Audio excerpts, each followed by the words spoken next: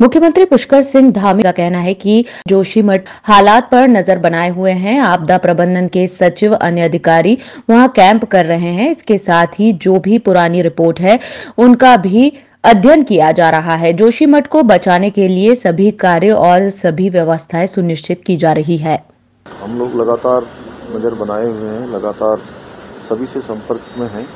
वहाँ पर हमारे आपदा प्रबंधन के सचिव, हमारे गढ़वाल के कमिश्नर, सभी लोग वहीं पर कैंप कर रहे हैं।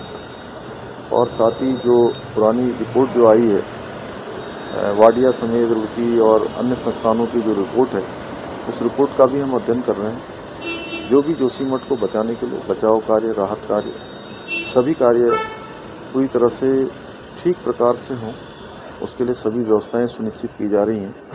और आज एक सभी अधिकारियों के साथ इस पर बैठक भी करने वाले हैं, जिससे कि आगे जो भी स्थिति हो उस स्थिति में हम सभी लोगों की सहायता कर पाएँ, जोशीमठ शहर को बचा पाएँ।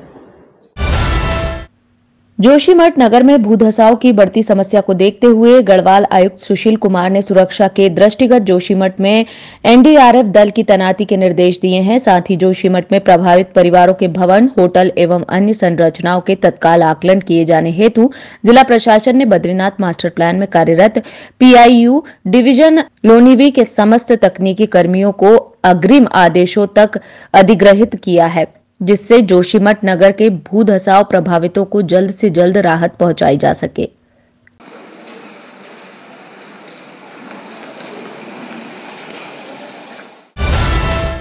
जहां एक और प्रदेश में कड़ाके की ठंड पड़ रही है और ठंड की वजह से आम जनजीवन अस्त व्यस्त हो चुका है, तो वहीं अब उत्तराखंड के पर्वतीय और मैदानी क्षेत्र में रहने वाले लोगों के लिए राहत भरी खबर आई है।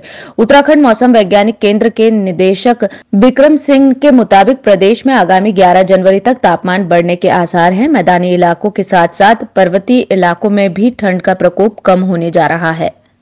आगे आप देखेंगे जो 4 से 5 दिन का समय है, करीब 10 तारीख तक या 11 तारीख तक कह लीजिए, तो जो तापमान है वो बढ़ने वाले हैं। वेदर की कोई एक्टिविटी विशेष कुछ भी नहीं है। मैदानी क्षेत्रों में जो कोहरा है उधम सिंह नगर या हरिद्वार में, तो वो कोहरा भी समाप्त होगा और कल से आप देखेंगे आज से ही बल्कि जो है तापमान बढ़ने शुरू हो जाएंगे। तो वहाँ पे जो दिन के समय खासकर जो शीत दिवस वाली स्थिति बनी हुई थी, कभी 4-5 दिन भी 6 दिन भी कल बात कर सकते हैं, पीछे थी ऐसी स्थिति, तो अब उसमें जो है ये कोहरा चला जाएगा, दिन के तापमान ठीक हो जाएंगे, सामान्य से ऊपर ही आने शुरू हो जाएंगे। तो अगर मैं 4 से 5 दिन की बात करूं, 10-11 तारीख तक तो जो है, तो आप ये कह सकते हैं जो मैदानी क्षेत्र है उसमें हमारा जो तापमान है दिन के वो करीब 25-26 के आसपास वो आ जाएंगे। वित्त मंत्री प्रेमचंद अग्रवाल के पुत्र पर जमीन खरीदने पर जीएसटी चोरी का आरोप लगाने वाले कांग्रेसी नेता पर बीते रोज ऋषिकेश थाने में मुकदमा दर्ज किया गया है।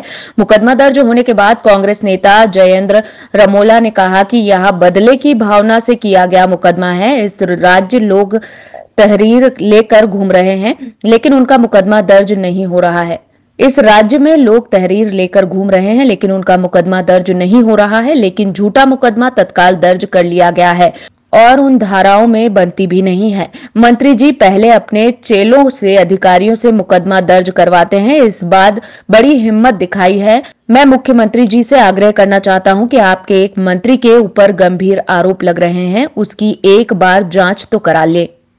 देखिए, बड़ा दुर्भाग्य है उत्तराखंड में। उत्तराखंड की बेटी के लिए न्याय मांगो तो मुकदमे मिलते हैं और भाजपा सरकार में बैठे मंत्री के पुत्र की पोल खोलो या फिर उनके जांच की मांग करो तो मुकदमे मिलते हैं। मैं आज भी उन बातों पर कायम हूँ। जिस बात की जांच मंत्री जी को निष्पक्ष रूप में करवानी चाहिए थी कि हाँ भाई, अगर मेरे बेटे ने स्टाम्प में कमी की है या स्टाम्प चोरी की है तो उसकी जाँच होनी चाहिए। वो जाँच होने की बजाय उन्होंने उल्टा हम पर मुकदमे दिए। कहीं ना कहीं उत्तराखंड सरकार में बैठे मंत्री लोग ये दोहरा अपना जो ये बदले की भावना का चरित्र अपना रहे हैं, ये बहुत सही नहीं है।